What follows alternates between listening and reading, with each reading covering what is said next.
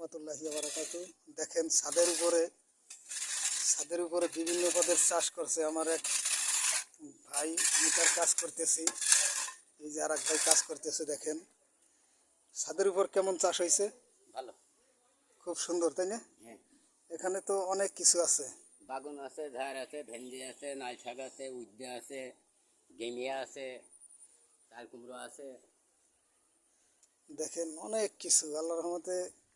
যাই হোক, একটা যা জমিনে নিচের জমিনে যা না থাকে, দেখেন এই পেয়ারা গাছ, এই যে পেয়ারা গাছ, এই যে ভেন্ডি গাছ, আম গাছ, তারপরে এই দেখেন এই যে লেবু গাছ, এই যে সুন্দর লেবু ধরছে, এই যে লেবু গাছ,